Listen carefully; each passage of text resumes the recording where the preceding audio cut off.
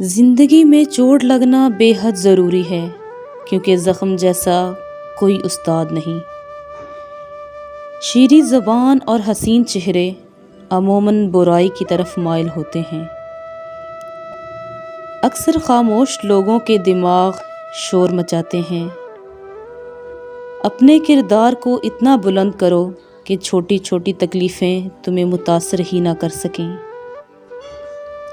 میرے عزیز، اس انداز سے جینے کا تہیہ کرو کہ جس نے تمہیں ستایا ہو وہ خود نادم ہو جائے اور اسے احساس ہو کہ اس نے تمہارے ساتھ زیادتی کی ہے۔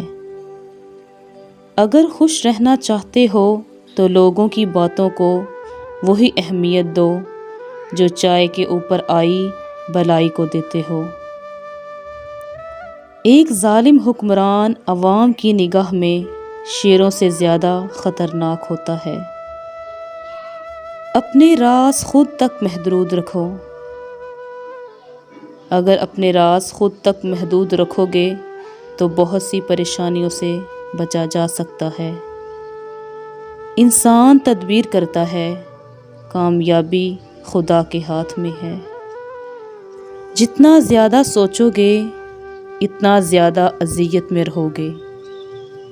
یا تو خود کو مصروف کر لو یا تو خود کو مضبوط کر لو۔ محتاط لوگ عموماً کم غلطیاں کرتے ہیں۔ اگر آپ کو کوئی دھوکہ یا تکلیف دے تو پریشان نہ ہوں، کیونکہ کوئی برائی سزا سے نہیں بچ سکتی اور کوئی نیکی انعام کے بغیر نہیں رہتی۔ لہٰذا اللہ کے انصاف پر یقین رکھیں۔ پاؤں کو مٹی سے بچانے کا طریقہ جوتا پہننا ہے، نہ کہ سارے شہر میں قالین بچھانا۔ ایک اندھا دوسرے اندھے کی قیادت کرے گا تو دونوں غار میں گریں گے۔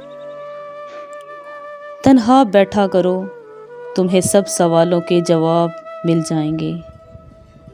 جب تم زندہ انسانوں کی خدمت کے اہل نہیں تو ان کی ارواح کی تم خدمت کیسے کر سکتے ہو؟ بغیر نیکی کے دولت اور عزت محض بیکار چیزیں ہیں۔